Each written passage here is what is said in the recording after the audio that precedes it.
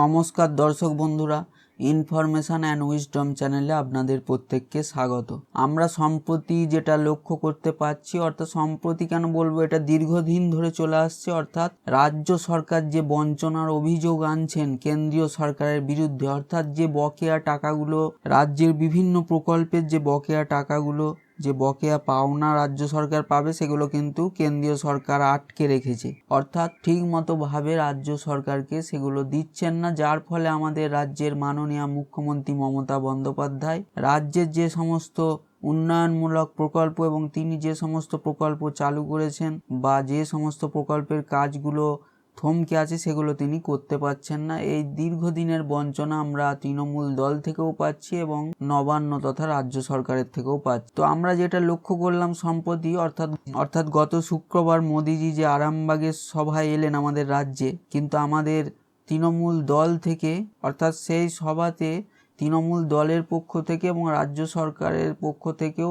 বিভিন্ন সোশ্যাল মিডিয়ায় পোস্ট করে এরকম প্রশ্ন করা হয়েছিল বা জানতে চাওয়া হয়েছিল মোদী সরকার তথা বিজেপি সরকারের থেকে, যে আমাদের রাজ্যের যে 100 দিনের কাজ থেকে আবাস যোজনা টাকা নিয়ে প্রধানমন্ত্রীর জবাব চাওয়া হয়েছে। অর্থাৎ তিনি যে প্রকল্পের টাকাগুলো বকেয়া রেখে দিয়েছেন, রাজ্য সরকারকে দিচ্ছেন না, সেই প্রকল্প নিয়ে কিন্তু আমাদের তৃণমূল দলের তরফ থেকে প্রশ্ন করা হয়েছে বিভিন্ন সোশ্যাল মিডিয়ার মাধ্যমে। তো আমরা কিন্তু যেটা লক্ষ্য করলাম, অর্থাৎ গত শুক্রবার আরামবাগের সভা থেকে প্রধানমন্ত্রী নরেন্দ্র মোদীজি কিন্তু সরাসরি কোনো তার জবাব দিলেন না। তিনি ইঙ্গিতের মাধ্যমে বোঝাতে চাইলেন, অর্থাৎ তিনি বলতে চাইলেন যে বিভিন্ন রকম অভিযোগ তিনি নিয়ে এলেন তৃণমূলের বিরুদ্ধে, অর্থাৎ তিনি সন্দেশখালী কাণ্ড নিয়ে যেমন আক্রমণ চালিয়েছেন তীব্রভাবে, অর্থাৎ তেমনই কিন্তু আবার তৃণমূল সরকারের বিরুদ্ধে দুর্নীতির অভিযোগও তুলেছেন। অর্থাৎ প্রধানমন্ত্রী নরেন্দ্র মোদীজি যেটা বললেন যে তৃণমূল পশ্চিমবঙ্গে অপরাধ এবং দুর্নীতিতে এক নতুন উদাহরণ তৈরি করেছে। তো এর পরোক্ষে আমরা যদি আবার বলি,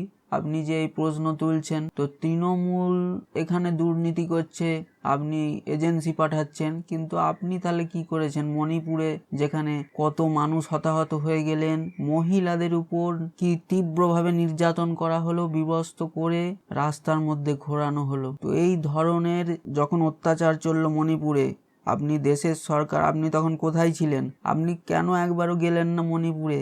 একবারও কেন খোঁজ নিলেন না? বা এই ধরনের যখনই একটা অত্যাচারমূলক পরিস্থিতি তৈরি হয়েছে মণিপুরে, আপনি সঙ্গে সঙ্গে সে তার বিরুদ্ধে স্টেপ নিলেন না কেন বা বন্ধ করলেন না কেন? আমরা যদি প্রশ্ন তুলি, আমার দেশের প্রধানমন্ত্রীকে যদি আমরা সাধারণ জনগণ হিসাবে প্রশ্ন করি, তা আপনি তখন কোথায় ছিলেন? আপনি এখন সন্দেশখালী কাণ্ড নিয়ে গত শুক্রবার আরামবাগের সভা থেকে, আমাদের রাজ্যে আরামবাগের সভা থেকে কিন্তু আপনি সন্দেশখালী নিয়ে তৃণমূল সরকারকে তীব্র আক্রমণ করলেন, কিন্তু আপনার দেশের মণিপুরে কি ঘটে গেল আপনি সেই বিষয় নিয়ে একটা কথাও বলেননি বা আপনি নিজে সেখানে উপস্থিত হননি মণিপুরে। এদিকে উত্তরপ্রদেশের হাথরস, উন্নাও, এই সব জায়গাগুলোই যে ধর্ষণ, নারীদের উপর অত্যাচার যে ঘটে গেল, আপনি সেগুলো নিয়ে কখনোই তো প্রশ্ন তোলেন।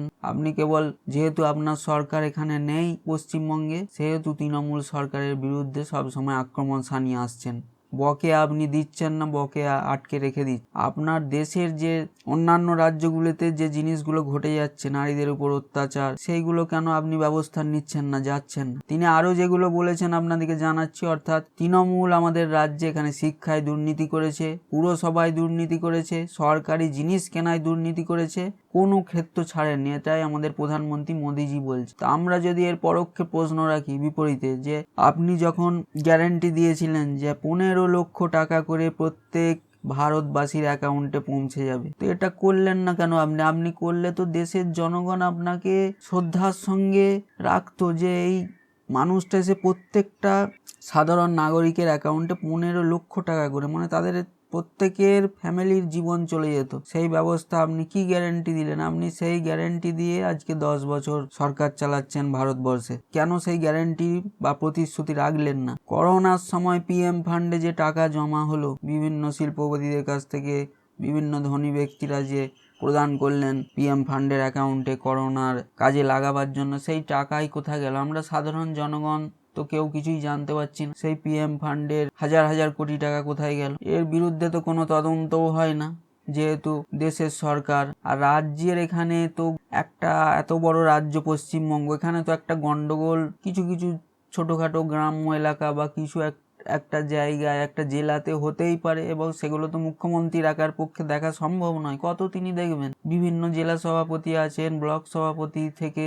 একেবারে পার্টির বিভিন্ন স্তরের নেতা নেতৃবৃন্দরা আছেন, সেগুলো মুখ্যমন্ত্রী একা কি করে সামলাবেন? সন্দেশখালী যে ঘটনা ঘটে গেল, সেই সন্দেশখালীর ঘটনা তো শেখ শাহজাহান এবং তার সাঙ্গপাঙ্গরা ঘটিয়েছেন। সেখানে মুখ্যমন্ত্রী কি করবেন? এবং সবচেয়ে একটা দেখার বিষয় হলো যে রাজ্যের ডিজি, আমাদের রাজ্যের ডিজি মাননীয় রাজীব কুমার সেখানে কিভাবে তৎপর হয়ে কাজ করলেন। গ্রামবাসীদের কাছে গিয়ে দিনের পর দিন তিনি অভিযোগ শুনলেন এবং তার সমস্ত পুলিশ প্রশাসনকে নিয়ে যেয়ে সেখানে তৎপর হয়েছে। এরকম কোনো সরকারের আমলে আমরা দেখিনি যে এই ধরনের নিজে ডিজি উপস্থিত হয়ে তার পুরো প্রশাসনকে নিয়ে গিয়ে, পুলিশ প্রশাসনকে নিয়ে গিয়ে সেখানে গ্রামবাসীদের অভিযোগ শুনে এবং শেষে সেই পুলিশই তো গ্রেপ্তার করলেন, অর্থাৎ রাজ্যের পুলিশ, অর্থাৎ আমাদের মাননীয় মুখ্যমন্ত্রী মমতা বন্দ্যোপাধ্যায় এর প্রশাসনই তো শাহজাহানকে গ্রেপ্তার করলেন। আর আপনারা কেবল ইডি সিবিআই পাঠিয়ে, এজেন্সি পাঠিয়ে তৃণমূল সরকারকে হ্যাকেল করার চেষ্টা করছে। একটা সরকারকে তো কিছু করতে পারবেন না, কেননা রাজ্যের সরকার বিভিন্ন উন্নয়নমূলক কাজ করছে। অর্থাৎ একদিকে যেমন সবুজ সাথী, সমস্ত স্কুলের ছেলে মেয়েদের সাইকেল প্রদান করা, একদিকে কন্যাশ্রী, যে সমস্ত পিছিয়ে পড়া অর্থহীন মানুষরা আছেন তাদের বাড়িতে যারা কন্যা সন্তান আছেন তাদেরকে একটা বাৎসরিক টাকা দিয়ে, অর্থাৎ সেই টাকায় তাদের পড়াশোনা বলুন, বিবাহ বলুন, সমস্ত কিছু পরিবারে তাদের অনেক উপকার হচ্ছে। এগুলো কে করেছেন? মাননীয় মুখ্যমন্ত্রী মমতা বন্দ্যোপাধ্যায়। এবং সেখানে তিনি আরো লক্ষ্মীর ভান্ডার, যেটা সবচেয়ে ইতিবাচক বিষয়, অর্থাৎ লক্ষ্মীর ভান্ডার যেটা 500 টাকা করেছিল সেটা কিন্তু আবার তিনি বাড়িয়ে 1000 টাকা করলেন এবং তপশিলি জাতিদের জন্য আরো 200 টাকা বাড়িয়েছেন, 1200 টাকা। অর্থাৎ এগুলো যে মানুষের হাতে ক্যাশ টাকা পৌঁছাচ্ছে, এগুলো প্রত্যেকটা সাধারণ মানুষের কতটা যে উপকার হচ্ছে সেগুলো কিন্তু বোঝে একমাত্র সেই সাধারণ জনগণ। এগুলো মোদিজি ওখান থেকে বড় বড় কথা বলছেন, এতে সাধারণ জনগণের পেট ভরে না, সাধারণ জনগণের এতে হাতে অর্থ আসে না। সেই জন্যই বারবার আপনার 15 লক্ষ টাকার গ্যারেন্টির কথাটা উঠে আসবে উদাহরণ হিসাবে। কেন আপনি কেন 15 লক্ষ টাকার প্রতিশ্রুতি দিলেন এবং মানুষকে দিলেন না? সেখানে আপনি হাজার হাজার কোটি টাকার যুদ্ধের সামগ্রী কিনছেন এবং সেখানে চীন আমাদের সীমানা কিছুটা দখল করে নিয়েছে। কেন চীন সীমানা দখল করবে? আপনি হাজার হাজার কোটি টাকার রাফেল কিনলেন, রাফেল দুর্নীতি হলো, সেই দুর্নীতির তদন্ত কোথায়? কোথায় ইডি সিবিআই? আপনি শুধু পশ্চিমবঙ্গের ক্ষেত্রে ইডি সিবিআই এর তদন্ত করবেন? প্রত্যেক রাজনৈতিক দলের নেতৃত্ব স্তরে হয়তো দুর্নীতি সব জায়গাতে কিছু না কিছু আছে এবং সেগুলো যারা সত্যিকারের দোষী অবশ্যই তাদের শাস্তি হওয়া উচিত, আমরা সাধারণ জনগণ হিসাবে বলবো। কিন্তু তা বলে আপনি প্রতিটা মুহূর্তে সব সময় হ্যাকেল করে রাখবেন, এতে উন্নয়নমূলক কাজ কি হবে? আমরা তো আলাদা দেশের নয়, আমরা ভারতবর্ষের মানুষ এবং ভারতবর্ষের রাজ্যের পশ্চিমবঙ্গ রাজ্যের মানুষ। সেখানে আপনি একবার ইডি সিবিআই পাঠাচ্ছেন যেন সে যুদ্ধের মতো পরিস্থিতি, ওই নিয়েই সব সময় পড়ে আছে আমাদের রাজ্য সরকার, একটা হ্যাকেলের মধ্যে আছে। তো এইভাবে উন্নয়নমূলক কাজ হবে কি করে? আপনি আরামবাগের সবাই যেটা জানাচ্ছেন যে কাজগুলো আপনার আটকে রয়েছে সে কাজগুলো নাকি তৃণমূল সরকার রুখে দিচ্ছে। তো সেই বিষয়গুলো আপনি যেগুলো জানিয়েছেন, অর্থাৎ আপনি এও বলছেন যে মোদির গ্যারান্টি দিচ্ছি, এখন যারা লুট করছে তাদের সব ফেরত দিতে হবে, মোদি এদের ছাড়বে না। তো আমরা যদি এদিকে বলি যে অমিত শাহর ছেলে জয় শাহ কি করে 300 থেকে 400 কোটি টাকার মালিক হয়ে গেল সাধারণ একজন ব্যবসায়ী থেকে? তো এই বিষয়ে আপনি ইডি সিবিআই তদন্ত করবেন না, কেননা আপনাদের নিজেদের ক্যাবিনেটের মন্ত্রী, স্বরাষ্ট্রমন্ত্রী, আপনারা করবেন না। তার ছেলের 300 থেকে 400 কোটি টাকার সম্পত্তি বেড়ে গেল এই কয়েক বছরের মধ্যে, তার কোনো তদন্ত নেই। আপনি আবার বাংলার মহিলা, যুব মানুষকে গ্যারান্টি দিচ্ছেন যে যারা গরিবকে লুট করেছে তাদের সব ফেরত দিতে হবে। দুষ্কৃতকারী মানুষ দেশে, রাজ্যে, সারা পৃথিবীতে আছে। এগুলোকে কোনো প্রধানমন্ত্রী, মুখ্যমন্ত্রী কত লক্ষ্য রাখবেন, কত দেখবেন? এইভাবে আটকানো যায় না। এবং যারা সত্যিকারের দোষী প্রমাণিত হলে অবশ্যই তাদের শাস্তি হবে, তার জন্য বিচার ব্যবস্থা আছে, পুলিশ প্রশাসন আছে। এর জন্য একটা সরকারকে সব সময় হ্যারেস করছেন, অর্থাৎ আমাদের রাজ্যের যিনি সরকার আছেন মাননীয় মুখ্যমন্ত্রী মমতা বন্দ্যোপাধ্যায়ের সরকার তথা তৃণমূল সরকার হ্যারাস করে, এতে দেশের সাধারণ মানুষের বা আমাদের রাজ্যের সাধারণ মানুষের আখেরে ক্ষতি হচ্ছে। কেননা এর ফলে উন্নয়নমূলক কাজ তো অটোমেটিক্যালি স্থগিত হয়ে যাচ্ছে। সব সময় আপনি যদি তটস্থ করে রাখেন যে ইডি আর সিবিআই যাচ্ছে আপনাদের নেতা মন্ত্রীদের ঘরে রেড করছে, তো এই চলতেই থাকে সারা বছর, মাসের পর মাস, তো আমাদের সরকার, রাজ্য সরকার কি করে কাজ করবে উন্নয়নমূলক কাজ? আপনি বলেছেন যে, অর্থাৎ মোদিজি আরামবাগের সভা থেকে জানিয়েছেন যে ঝরিয়া রানীগঞ্জ কোলফিল্ড প্রজেক্ট 6 বছর আগে শুরু হলেও রাজ্য সরকার সেটাকে এগোতে দিচ্ছেন। এদিকে 18,000 কোটি টাকার হলদিয়া এবং বোকারো পাইপলাইন প্রজেক্ট 4 বছর ধরে পড়ে রয়েছে বলেও অভিযোগ করছেন প্রধানমন্ত্রী। আবার এটাও তিনি বলেছেন যে তারকেশ্বর থেকে বিষ্ণুপুর রেল প্রকল্পের কাজ থমকে রয়েছে, যেখানে রেল মন্ত্রক 1,000 কোটির বেশি টাকা বরাদ্দ করেছে, অর্থাৎ অনুমোদন দিয়েছে, কিন্তু রাজ্য সরকারের জন্য প্রকল্পের কাজ হচ্ছে না, এমনকি বাড়িও হতে দিচ্ছেন। আপনি যে তথ্যগুলো এনেছেন, অর্থাৎ রেলের যে তারকেশ্বর বিষ্ণুপুর লাইন, এবার দেখুন সেখানে জমির মালিক যারা আছে তারা তাদের জমি স্বেচ্ছায় যদি না দিতে চায় বা তাদের জমি চাষযোগ্য জমি,